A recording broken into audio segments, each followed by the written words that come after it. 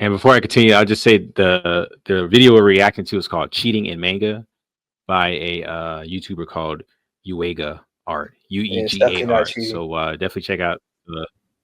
Huh? I mean, Well, it's let's definitely watch not it. cheating. You start to realize, like, man, how am I supposed to get this good? Like, legit, I've been doing this for years now, and I'm nowhere even close to this. This guy is really doing this all by himself. So now you start feeling the pressure. You're like, dang, how am I supposed to do this? And then you do what all your heroes would do.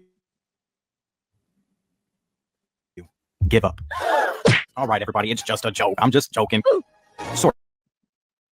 I think that these people legit were by themselves doing this all on their own, taking no shortcuts. And boy, was I wrong. I had this completely false and honestly impossible standard because I was disillusioned by what I thought was going on. Growing up, I used to think that using 3D models was bad, not knowing that manga artists use 3D all of the time. One Punch Man uses 3D models, JJK, Chainsaw Man, and legit name any webtoon, and they all use 3D. There was a picture that came out of Gege Akutami's process of his storyboards and stuff like that, and it showed that he had 3D models in every one of his like storyboards of the humans and that he would draw over it. So we literally have Gege Akutami drawing over his 3D models on his storyboards. That is so crazy. Then there's Hayora Oku that uses 3D models for everything. He uses it for the backgrounds, the humans, the props, anything that you can think of. It's solely 3D, and he's the creator of Gantz and Inuyashiki. And some of the level of art that this guy obtains because of the use of 3D is astonishing.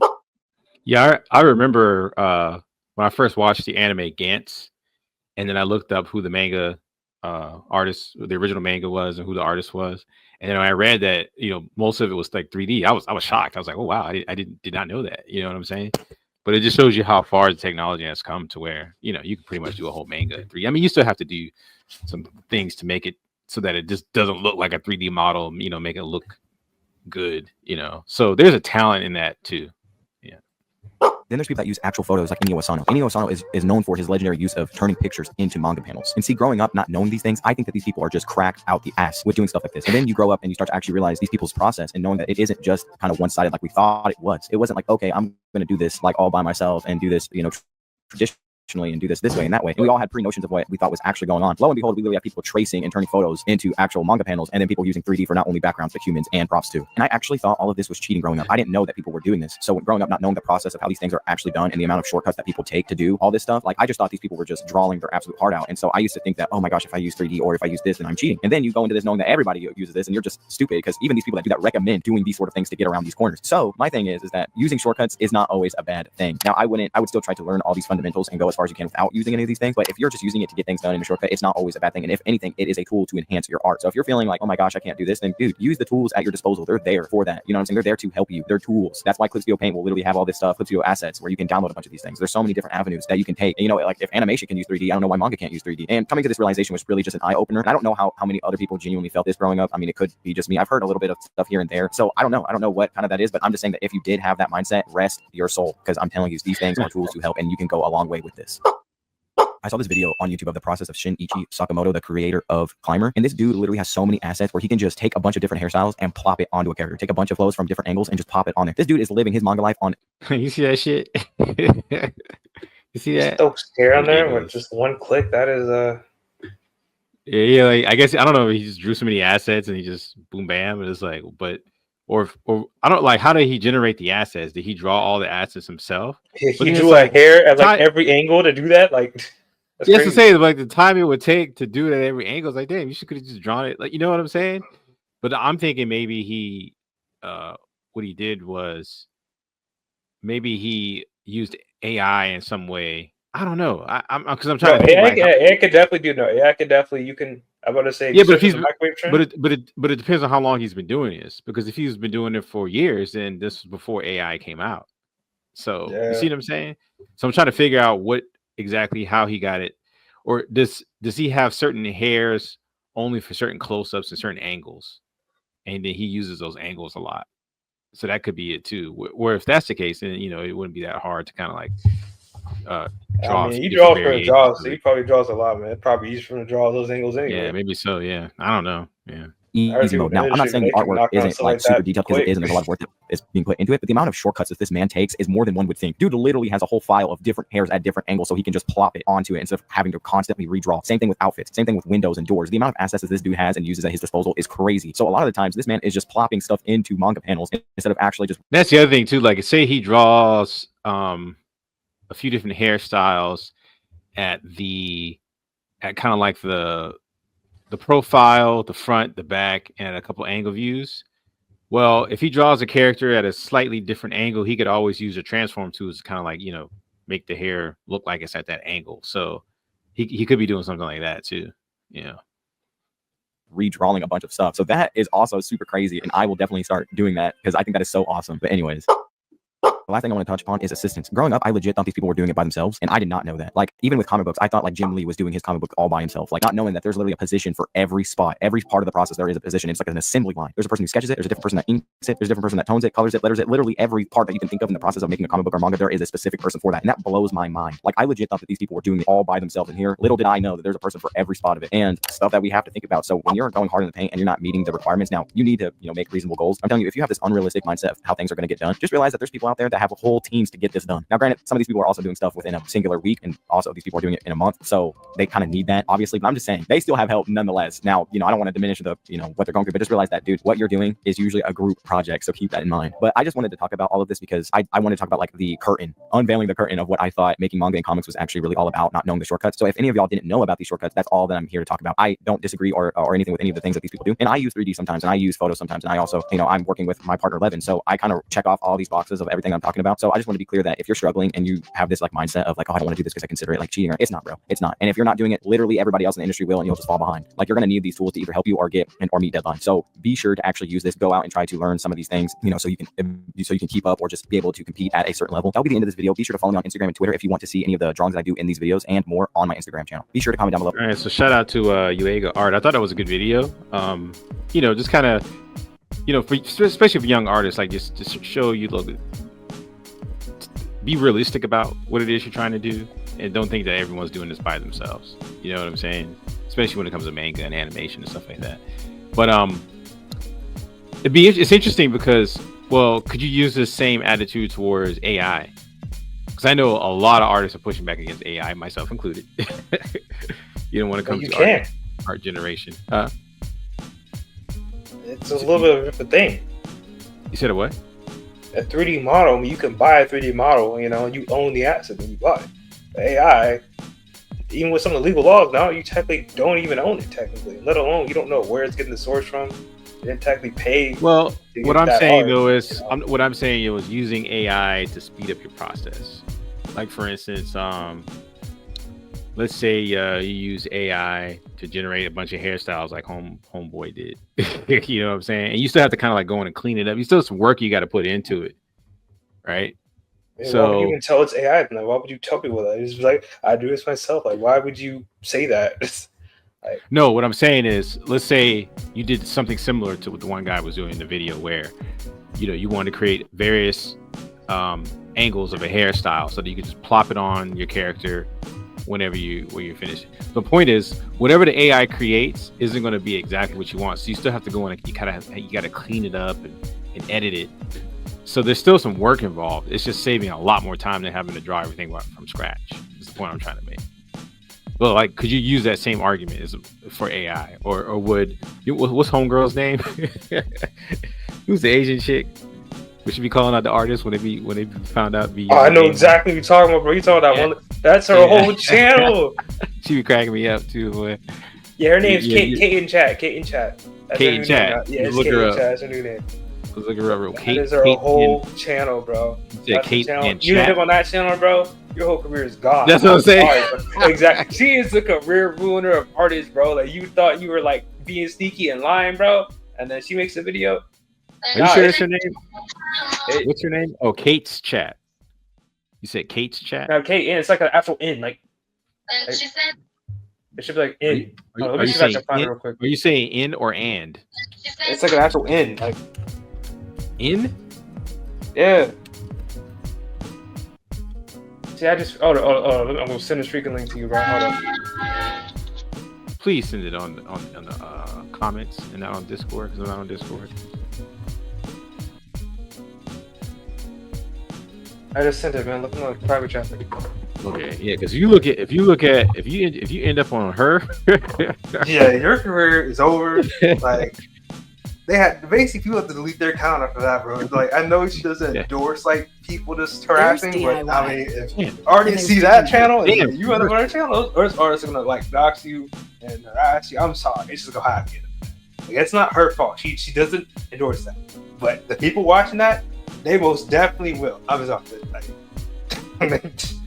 the viewers are always crazy when it comes to this kind of stuff. Are you sure you sent me the right? I sent you the right link. What do you mean? Get them. For some reason, do you need me to sit on Discord too, man? Get them. Oh yeah, I see. No, I see. I got it. Dang, man. Yeah, you end up on her channel. Like this is the one I watched before. Is Ross? Oh yeah, Ross in a lot of heat right now too. Yeah, and that man was popular, bro. Look, that man was popular. Now he's losing everything. So social media, like the artists, like digital artists and traditional art, they're really calling out the AI art. AI, you're using AI in your art, you're gonna get called out. You're gonna get called out. But I think there's a sort of balance, right? Because I think the AI tools could be used similarly to how you would use 3D or textures, or still photos. Not ethically sourced, though. Yeah. Huh? It's still not ethically sourced. That would still be artists' main problem, right? You don't know where true. The resources are coming from, right? If it was artists, okay, what needs to happen is, right, we need to get a bunch of artists, right? We pay them and they put all their assets into this AI generator so that it's legally sourced and there's no problem after that point, right? Yeah. Or it's either there's an artist who has so much work, they make their own AI generator and they consent to it and they're like, okay, here's my AI generator based on my art and I consent to it. Like, if that happens, then no artists are going to complain because it's like legally and ethically sourced, right? That's the main argument that artists have is you're just getting out of nowhere. You didn't pay the original creator for their art just to get stolen and put in there, Yeah. I mean, I think that's a good point. I think that's a good point. I was just, the way I was looking at it was, damn. Like, it can definitely work the method you have. It's just, it has to be ethical. Once it's ethical, there'd be no artist getting mad because it's like for example, if I bought a 3D hair pack and I put it on my character, at that point, you can't get mad at me because I bought the hair pack. It's kind of the same thing, right? If you own the legal rights, so people don't care. You bought a license to it. When you use AI, it didn't buy a license, let alone the artists who got their artwork stolen might not even consider that, They might not. Yeah. They might not want the art in that generator, and somehow you got their art in that. But I think there's a point though where if you take something and you change it enough, to where even if it's not ethically sourced, however you want to put it, like let's say you took a famous photograph and you cut it up and you rearranged it and you added some color or whatever and you made a totally different piece of art, even though you took the basic elements of something before, you've broken it up and made it into something different. I think that's protected. Yeah, it's like music. Yeah, it's like music where people take samples. Yeah, well, no, it depends on how the sample is cut. Because if you take whole parts where it's clearly this is clearly from this, then I don't think that's protected. You got to pay up. But if you take something, you change the tone of it, and it's just and it's only like 3 seconds or something like that, then yeah, I don't think you could. I think that's because you've changed it enough and you've taken a small enough piece to where it's not even recognizable as the original thing anymore. So I think there's some room in there, but I see what you're saying. But the way that AI gathered up its sources, isn't. And then the biggest problem is though, at least with the artists that can do it, they don't change it up enough to the point you can't tell it's not AI. It would be one thing. Like if I change it enough, you can't tell it's AI. That's one thing, right? Most times artists don't go through. They take the AI thing and they don't change it up enough. So that's how they still end up getting canceled anyway. Some people are doing the same thing you're saying right now. They'll let AI generate it, and they'll be like, I'll go clean it up, or I'll use my own image at first, and then let AI generate the rest. But it's like they don't go through afterwards and fix the AI's mistakes. If they went through afterwards and fixed the stuff, at the point you couldn't tell it's AI, then this still wouldn't be an argument because you wouldn't know. As long as somebody knows and can see it's AI, you're still gonna get that issue. I notice most times I can tell if the image was created with AI. I will say the anime images, depending on how much detail, like if it's like super detailed, like a painted type anime, I can usually tell. But if it's more of the cell shaded type anime, those ones are getting pretty good to the point where it was very hard to tell. Yeah. Especially if they know what they're doing on how to manipulate the prompts. And they can go in and fine tune it, make the hands look right, and get all the anomalies out. But that takes time. I was messing with it maybe about a week ago. The time it takes to get exactly what you want from the AI, it's still faster than having to do everything from scratch. But it's still, for sure. That's why people like AI. Yeah, because drawing can take a lot of time. Yeah, you still gotta even the 3D art, man. Actually, doing 3D takes longer than drawings with the stuff you guys be drawing. I could have more versatility, but it's like art in general takes a long time. That's why people are tempted by AI in the first place. Because especially for beginner people, and it's like it's kind of hard to see your growth or any kind of result at the beginning. You just want to see something good. You didn't start drawing to see the little trash you're gonna make at the beginning. Nobody wants to see that. I'm being honest here. Like when you first start, you have these big goals and dreams, aspiration. But when we first start, most people can't do that. Like they just don't have the ability to do that. That's why they use AI to get stuff. All right. So yeah, I want to. Yeah, go ahead. Yeah, go ahead. All right. So what Carbon just said? You don't want to see the trash from the beginning, but the trash at the beginning builds into the masterpiece at the end. None of us was as good as we are at the beginning. Like when I first met G-Flux, man, I was trash. I was terrible. And then when you see somebody who inspires you, like, man, you did that by just sitting there and doing it, and somebody to motivate you and get you to the place where you want to be or build to the place you want to be. Now, I'm not a total opponent to AI. I do believe it's a tool, but when you're taking credit for something you didn't do, this is sucks. That means you have no creativity. You're just telling something algorithm to make your art, and that's not art. That's just watching TV, basically. This is entertainment.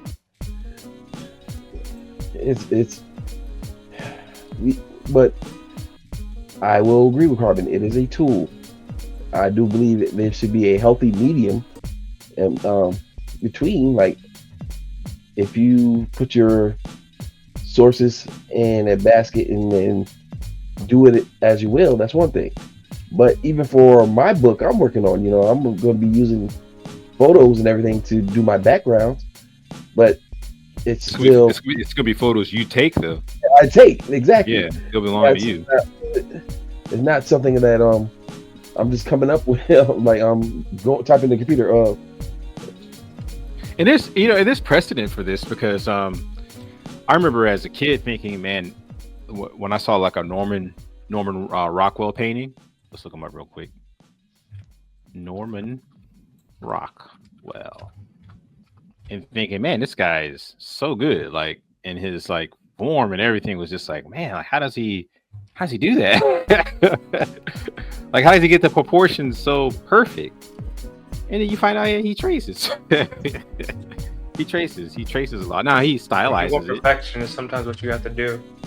Yeah, don't get me wrong. Like, I'm not knocking his skill and his ability, because he definitely stylizes his work. Like, he does take it beyond tracing, sure. And then you can't deny his skill as a painter. But that's what he employed. And the great masters from the Renaissance age employed the same thing.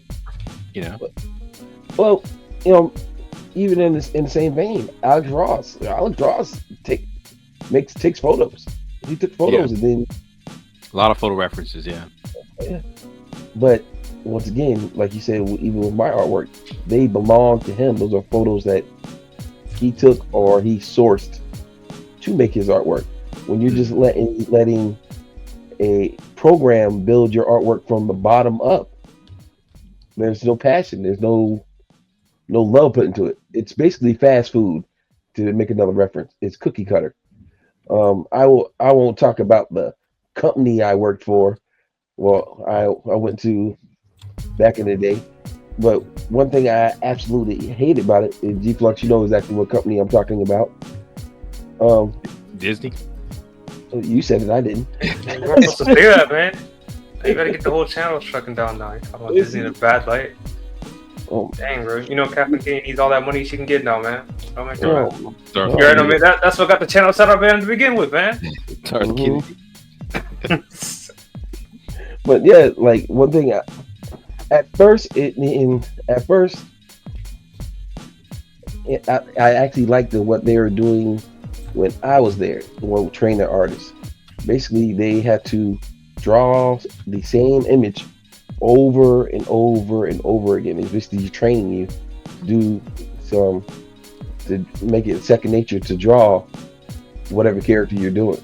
Mm-hmm. But when you can just point and click nowadays to make an image, like, what am I here for? What use am I when you can just do everything like it's second nature? Well, a lot of people say that that the AI is going to take over, the visual arts and cinema. I don't see that. Like, I'm sorry. There are certain things I think the AI is good for when it comes to art generation, that you could probably use it in certain ways. But from what I've seen, even with the AI videos that are being created, it's nowhere near being able to, you could make a whole film that rivals something that you do now with all the elements that go into making it. You could probably make something, don't get me wrong, but it's going to look funky. You know what I'm saying? It'll look cool, but it's going to look funky. It's not going to look like no one's definitely going to want to watch 2 hours, like a 2-hour film, maybe like a little short film, like experimental or something like that. I have still yet to see anyone do an AI comic where there's like action and different complex angles. I've seen comics where, okay, you got a headshot and some straightforward shots and stuff like that, but nothing really complicated, nothing really that's mind-blowing. It's more like, oh, look at this novelty. Oh, it's actually pretty good for it to be AI, but not good enough to say, hey, this is going to be the next Kentaro Miura or whatever the guy's name is. Miura. Toriyama. You will speak his name correctly. I just haven't seen it. I have not seen it. And I'm not knocking what can be done with it. I'm just saying that there's much more variables and complexity that goes into creating. I will say, I'm not finished either in animation, some kind of sequential art, and definitely a live action movie. But yeah, go ahead, Demetrius. And I am the biggest Kentaro Miura fan, and we all know this. But even to his before he passed, he just got into digital art, maybe his last 5-6 chapters, and I saw his setup. I was so jealous because he has this huge Cintiq. I mean, that thing's huge. This thing got to be like $4,000 or $5,000. I was so fucking jealous. I was like, man, I want those so bad. I want it. I want it. I gotta have it. But to answer the original question, I don't think it's not cheating. It is a tool and a useful tool. It would be cheating if you totally relied on it for every aspect of your artwork, and then you're taking claim for it, like you actually did something when you just punched it in. Yeah. I will say I don't think it's cheating either, but I will say that I think that I have a great admiration for people who can do it on the fly without a lot of extra tools to help. And there's some people out there that are like that. And even those people though sometimes use photo references. So but I admire that ability. And I try to do that, but even I can't do that all the time. Even I gotta look at references sometimes.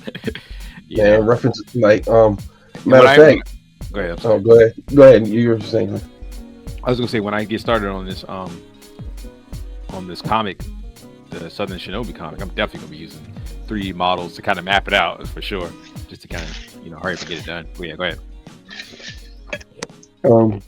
Matter of fact, last week, when I first put the glasses on my character, I remember, I have a vague memory in my head of exactly how those shades were, but no, I had to use references. And if I had the technical skills to take it off Dwayne Wade's face and put it on my character, damn right I would do it. Save that time. Man, I'm gonna go make a sandwich. So but at the end of the day, use it as a tool, but don't use it as a crutch. That's Yeah. that's the, Yeah, you that's should still the learn. You should still learn your fundamentals for sure. and that's what my nephew he just got an iPad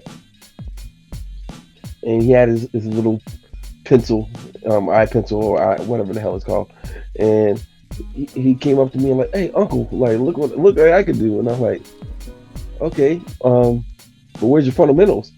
And he relied so much on tracing like images from the internet, and I'm like, "That's not teaching you anything, man. That's just tracing." No, it is. It is teaching. That's teaching. You can learn from No, that. no, well, no, he's not. He can't do it on his own.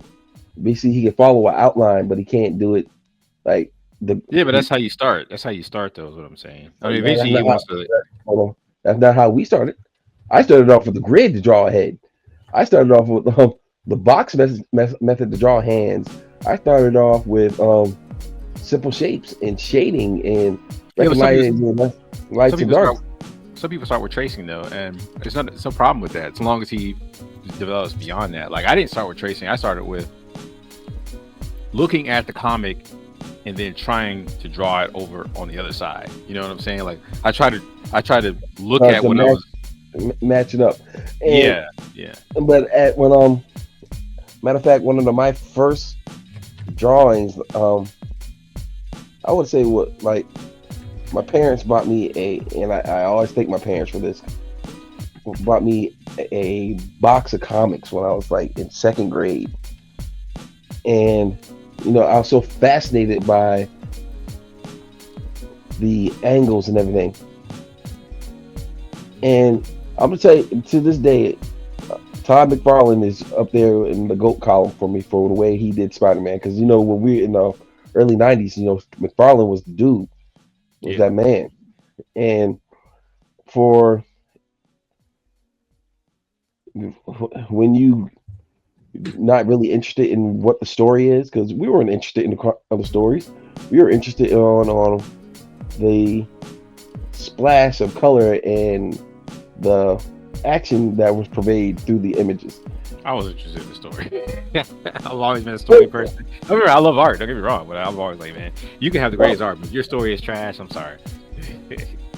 Well, that was Image's problem after McFarlane started that. But I agree. But after at the time, like, can you bring up some of McFarlane's work, Spider-Man work?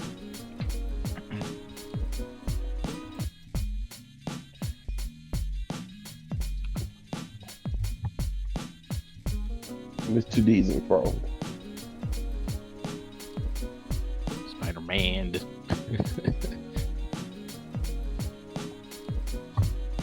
Like, this is a classic image right here. Yeah, go down. It'll be the third row all the way on the right. Like, describe what you want me to pick on here, huh? The blue, the black one with the blue background. This one. Yeah, I remember having that comic book, man, and I was like, man, this is an awesome picture, and things like that. He was the first one. He was the first one to give Spider-Man big eyes, right? Yeah, I like and the web big eyes too. And the webs like that, and he's the one that basically all the webs since that point have been the McFarlane webs. Yeah, and I remember when if you look into some of his interviews, he talks about art. He was like, when in doubt, black it out. So even people like him, he's like, I don't know every little thing about anatomy and all that stuff like that. It's like when I don't know, I black it out. No, that was funny. And like and I liked I really liked his image. And as much as I love Jim Lee, a lot of Jim Lee's images, now that I think about it, were stagnant. They were like standing pics. Yeah. Like, can you bring up some of Jim Lee's X-Men work? Because that's what I remember Jim Lee for. Like, Jim Lee is the X-Men man for me. And I remember I had his X-Men 1 comic. I mean, that first one that your first image right here, where they had the long, it was like 4 comics Yeah, where you had to put them all together to get the full image. yeah, Matter of I fact, had that comment. but look at it, right? Like they're all pretty much, Yeah, there's no like serious action poses, that's for sure. yeah. Let's look But it up. Jim Lee action poses.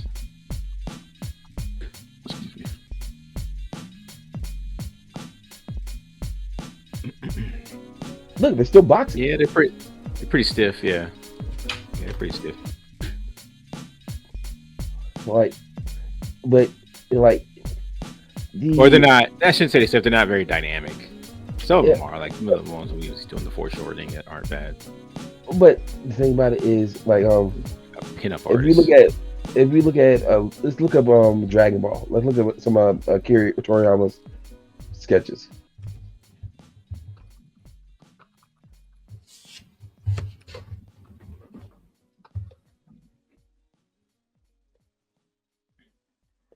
All right, so even though they're standing still, right, for the most part, you can see these characters about to move, or they're going to have some type of movement coming towards them. Even even like the picture with Goku with the monkey in the left corner over here, it seems like the character can pop off the page, or there's some type of movement, especially the one with him and Momo on the bike right there. On the That's bike, yeah. yeah. So, and I had an arts teacher in college who hated Toriyama, and I was like, Why? Dude, RTs, you just say anime, bro. That's always been a thing, bro. Even I had to deal with that in college. Toriyama was like Like, a Our teachers master of are cartoon notorious for hating animation. anime. like he hated Toriyama. Like, go back to that Boma picture we were having. That's action right It's an there. American teacher thing, Yeah. bro. I'm sorry. It's just an American Bowman. teacher thing. You see an animated man. On the bike, and I'll tell you exactly what he hated about it: the action lines. And I was That's what like, made it so cool. It made it better than American comics, in my opinion. well, but the thing about it is this, right? It's not even if the action lines weren't there. There are many things like our conveying movement, like Yeah, the way in this picture we're looking at right now, the way her hair is like look like it's blowing back in a breeze. yeah. That's what you So said. this is I've always liked the color work too. Like this image right here. that's Like, one of the best. goddamn. Like with the markers. I love how he did it with like markers or something. Yeah. Yeah, And Kiryu, I loved his art, man. Like that new guy, I don't like his stuff. t- we'll never have another Akira Toriyama. We'll never have another Norman Rockwell. We'll never have man. We were Man, we talking can about always have another one, bro. Somebody will take their place. the hell you say the like we were in the There's always we been were, somebody leaves a gap and we were, somebody takes that gap over, dude. we were in an argument about it last week. Who's the guy who does Conan's artwork? Oh, Frank Frazetta? Frank Frazetta. Like there's imitation, but it's all flattery. It's no wow, look at this. Yeah, there's some guys who That'll I be think another took his style to another level, but it's kind of like comparing, what's the rocker's name? It's kind of like comparing Jimi Hendrix to modern guitarists. It's like, okay, yeah, the modern guitarists maybe have taken it to another level, but he started it. It's like he's the foundation. It's like he's the originator. You know what I'm saying? So you just give him credit for that. It's like he's doing something totally different than what other people were doing at the time, and he's inspired all the modern guitarists. And I think it's something similar with Frank Frazetta. Here Toriyama too. I mean, everyone mimics his style in some way Well, these days. Or not everyone, like but a lot of people do. I was in a discussion, and it was another Berserk discussion, and I was talking to this guy about like the best way I can describe Akira Kentaro Miura's artwork is heavy. Like because we were talking about the 2017 animation and how when he swung the Dragon Slayer, it sounded like a pots and pans every time he hit something. Yeah. And when and I'm gonna go give you credit for liking story so much because you actually the one that made me one of my friends that made me appreciate a good story. Um, but when it's first describing the Dragon Slayer, it when after that first description, and you see the images of him swinging the Dragon Slayer, and it's like it was. I can't remember the exact line, but it was heavy or far too thick to be called a sword. And when you see him swinging the sword, you're like, art to jump out at you and affect you, if that makes sense. Like the picture of Goku. I remember when that Sunday morning when I first saw this punch actually in motion, way before I saw this image. You know? Yeah, that's why I was like, if you like, I'm sorry, I love American comics. We see some shit like this, even in black and white. It's like, you know, most American comics are color, at least the popular ones anyway, are in color. But it's like just the dynamic nature of manga action, man. It's just you can't beat that shit, man. And I don't care what you say. Not what you say, but what anybody says, right? But this image right here, right? And I could be wrong, but the 1960s Batman show with Adam West with the Biff Bam Pow. The manga artists were doing that in their images way before that. So if you tell me that they weren't influenced by Gigantor and the original Astro Boys when they, I would say so. It might be a stretch. Because Batman and all that shit came out in the 30s. No, but they weren't doing the Biff Bam Pow back in the 40s when Batman first came out. They weren't? No. I don't know. That don't sound right. I don't know. See, I was looking at history. Batman images 1940. What is that called? History? Oh, yeah, we'll say that. Batman images. Comics from 40s.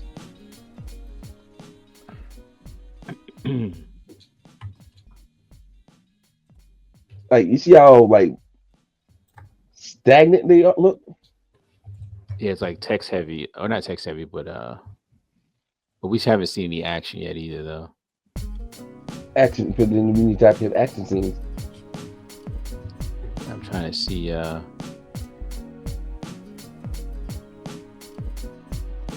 What is that called? In comics, there's a word for it. Because it's not like just text bubbles. Like, when did they start doing the pow and the bang and all that? I don't know, but about onomatopoeia. Is that what it's called? Onomatopoeia? Yeah, onomatopoeia. That's it. Yeah. I remember that freaking English class. When did I don't know. Oh, there we go. Onomatopoeia. Show up in comics. Damn it.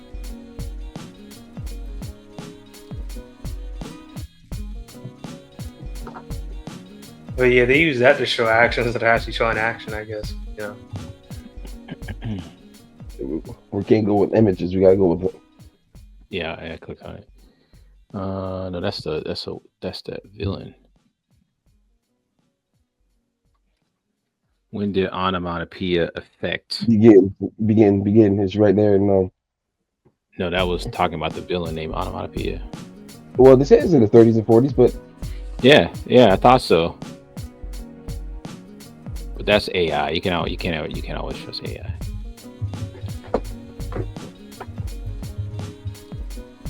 It says onomatopoeia showed up a lot in comics, though they're most well known by their appearance in the Batman TV series from the 60s. Biff Bam Pow. But I mean, that's what it was inspired by the comics, though. So it didn't start in the 60s. I think the AI is right. I think it started in the 30s and 40s. I think you could find, like, maybe not Batman comics. Let's see, Superman comics from 30s. Onomatopoeia. Let's see. Man.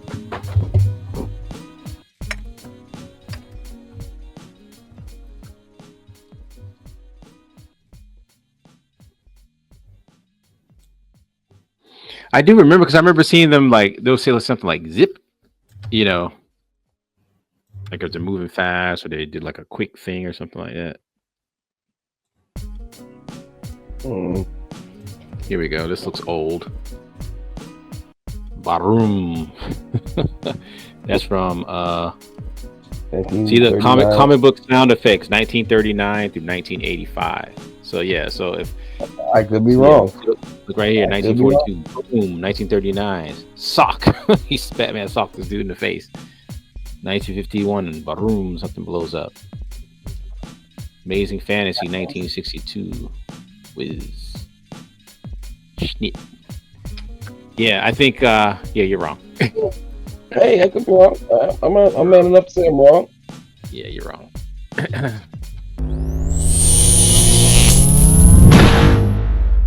Lucid Studio.